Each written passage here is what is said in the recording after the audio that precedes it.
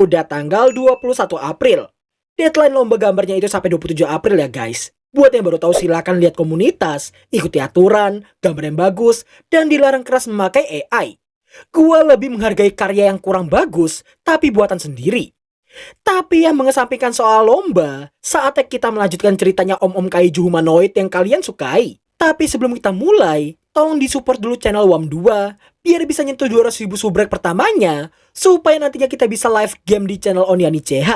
Dengan cara apa? Dengan cara nge-push tombol subrek, like, dan aktif lonceng notifikasi di bawah. Link Oniani CH ada di deskripsi ya guys. Oh ya, anime ini itu rilis tiap hari Minggu.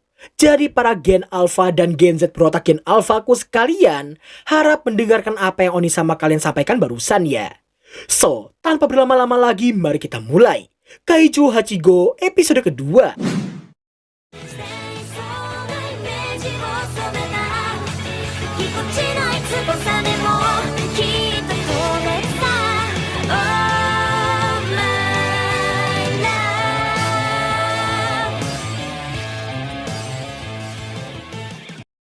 Di episode sebelumnya, Kafka dan Ichikawa nampak dirawat di rumah sakit pasca diselamatkan oleh tim tiganya Ashiro Mina.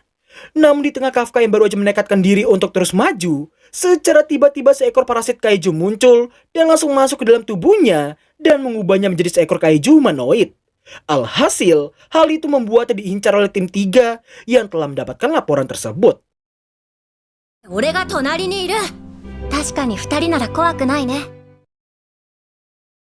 Setelah mengingat semua kenangan itu, Napalka Mina dan timnya yang bersiap pergi ke rumah sakit karena dilaporkan seekor kaiju telah muncul di sana. Sementara itu, Napalka alarm kota yang dibunyikan supaya semua warga kota mengungsi ke tempat aman atau bersembunyi ke dalam rumah tanpa bersuara sama sekali. Di lain sisi, Napalka si Aki-Aki, Ichikawa, dan juga Kafka yang sama-sama masih sangat shock. Kondisi pun diperparah begitu Ichikawa yang meminta Kafka untuk tersenyum supaya si Aki-Aki nggak salah paham dengan penampilannya. Merasa khawatir dengan si Aki-Aki, Kafka yang berniat membantunya pun langsung membuat kekacauan yang lebih parah lagi. Karena diri tidak menduga kekuatannya akan jadi seperti itu. Takut akan ada korban jiwa akibat perbuatannya sendiri, dan karena nggak pengen dibunuh oleh tim pembasmi kaijunya si Mina, Ichikawa terlihat mengajak senpainya itu untuk pergi dari sana.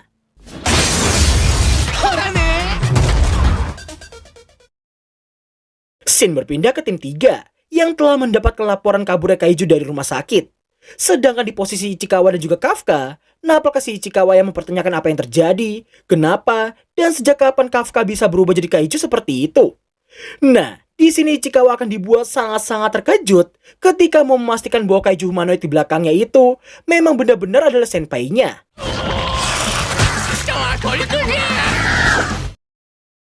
Setelah kembali ke wujud humanoidnya, Ichikawa kembali dibuat sangat-sangat terkejut karena si Kafka yang dengan sangat goblok yang mengaku kebelet buang air kecil saat ini.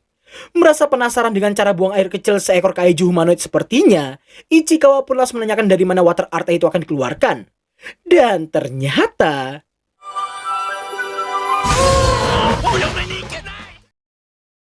merasa kondisi mereka saat ini belum aman, Ichikawa berniat menyeret senpainya itu menjauh dari sana.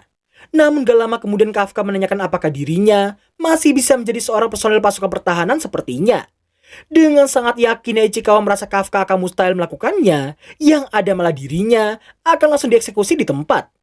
Mendengar hal itu Kafka pun sangat shock karena itu artinya impiannya untuk mengejar Mina benar-benar telah berakhir. Di tengah perasaannya yang masih sangat kacau, Ichikawa mengajaknya pergi keluar area perbatasan supaya mereka tidak membahayakan siapapun lagi. Meski sempat mendengar sesuatu yang berasal dari Yoju yang sangat mirip dengan yang menyerang mereka sebelumnya, tapi karena Ichikawa yang mendesaknya dan berharap supaya tidak ada korban jiwa yang berjatuhan, mau gak mau Kafka harus pergi meski perasaannya saat ini telah berkata lain.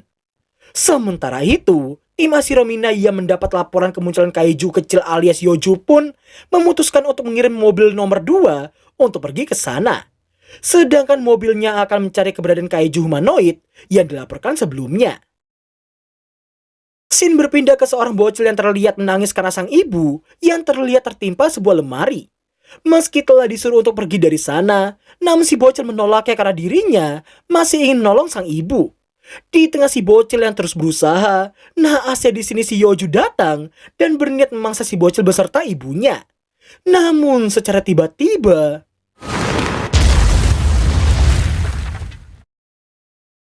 ya, Kafka datang tepat waktu dan berhasil mendaratkan satu pukulan tepat di wajah Yoju tadi. Setelah mengagumi betapa overpower kekuatan kaijunya, nampaknya Kafka yang menghampiri si bocil untuk menanyakan kondisinya. Melihat si bocil yang ketakutan, Kafka berniat menunjukkan wajah ramah tamah tapi versi kaijunya.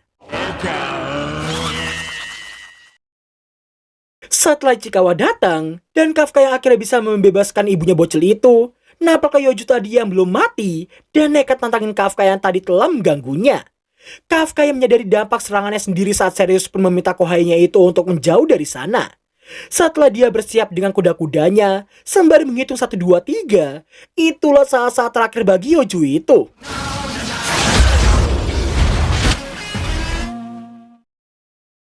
Setelah berhasil menghabisi Yoju tadi, nampaknya si Kafka yang menyadari betapa menakutkannya dirinya saat ini. Namun di saat dirinya mau pergi supaya si bocil nggak ketakutan lagi, secara tidak terduga, Kaiju-san, arigato. mendengar ucapan terima kasih darinya, sontak hal itu membawa Kafka pada kenangan masa kecilnya bersama si Mina.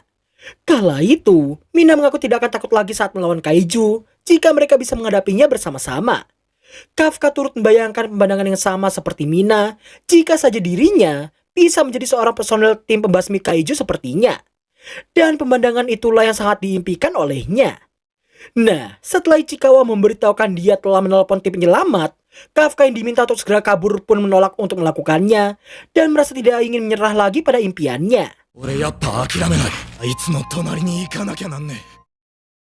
Gak lama setelah keduanya pergi dari sana, nampaknya Mina dan timnya yang baru aja tiba dan sangat-sangat terkejut sekaligus bertanya-tanya apa yang terjadi sebenarnya.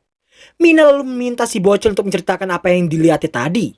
Akan tetapi karena si kaiju pertama yang membuatnya sangat-sangat ketakutan, hal itu membuat si bocil cuma bisa diam gemetaran. Melihat hal itu, Mina pun menenangkannya dan berjanji akan memusnahkan semua kaiju yang ada. Meski merasa senang, tapi si bocil terlihat mengajukan satu permintaan padanya. Yasashii kaiju-san, kenai de kureru? Dan ya, meskipun si bocil ngomongnya kaiju baik hati, tapi gara-gara saksi pertamanya itu si Aki-Aki, gambar yang diilustrasikannya pun menjadi sosok kaiju yang sangat-sangat menyeramkan. Bahkan kaiju humanoid Kafka kini diberi kode name kaiju Hachigo, alias kaiju nomor 8. Setelah Ichikawa datang dengan aktingnya yang biasa, nampaknya Pak Manajer yang memberitahukan ada surat untuknya dan juga untuk Kafka. Rekan mereka yang lainnya pun baru ingat bahwa hari ini adalah hari tradisinya Kafka tiap tahun. Karena Kafka yang diketahui telah mendaftar ujian masuk pasukan pertahanan tapi juga selalu gagal, sehingga mereka harus selalu menghiburnya dan menjadikan satu hari itu sebagai agenda tahunan. Ichikawa kemudian terlihat memeriksa miliknya sendiri dan membuat semua rekan yang lain turut bahagia mengetahui si Ichikawa yang ternyata lolos ujian pertamanya. Sebelum pergi ke tempatnya Kafka, nampaknya dirinya yang mengintip surat senpainya dan membuat semua rekan yang lain menjadi ikutan bahagia mengetahui bahwa Kafka akhirnya bisa lolos ujian pertamanya. Ketiganya pun berharap Kafka bisa lolos semua ujian karena mereka mengetahui betapa kerasnya perjuangan Kafka selama bertahun-tahun lamanya.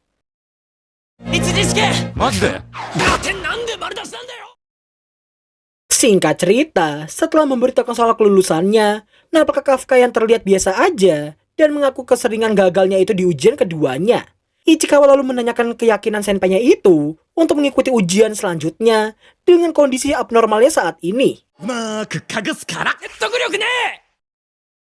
Setelah mengaku tak akan menyerah terhadap impiannya, toh juga itu adalah kesempatan terakhirnya, maka dari itu Kafka ingin mengerahkan segalanya di kesempatan terakhir yang dimiliki olehnya. Ichikawa pun paham dan mengaku akan terus lanjut meski Kafka nantinya akan gagal sekalipun. Selepas memperingati senpainya itu untuk segera kembali ke wujud manusianya, Ichikawa pun terlihat pergi dari sana.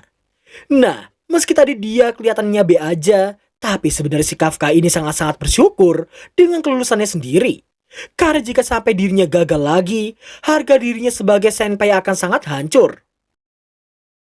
10 hari kemudian, nampaknya Kafka dan Ichikawa yang hendak mengikuti ujian kedua mereka di pangkalan pertahanan Tachikawa di Tokyo Barat. Setelah memarkirkan mobil mereka di nomor 55, nampaknya beberapa peserta dengan keunikan mereka masing-masing yang turut hadir di sana. Nggak lama kemudian, seorang gadis terlihat terus memanggil Kafka dengan sebutan Om-Om, tapi nggak digubris olehnya sama sekali. 気づきなさいよ、おじさん。まだ32です。おじさんじゃん。 Dalam sekejap mata Kafka dibuat sangat-sangat shock apalagi setelah Ichikawa yang membenarkan ucapan gadis pirang itu. Iya, intinya di sini si gadis ini cuma pengen parkir di nomor 55 karena angka 5 adalah angka keberuntungannya hari ini. Melihat Kafka yang cuma emosi dan karena gak mau buang-buang waktu lagi, si gadis berniat memindahkannya sendiri.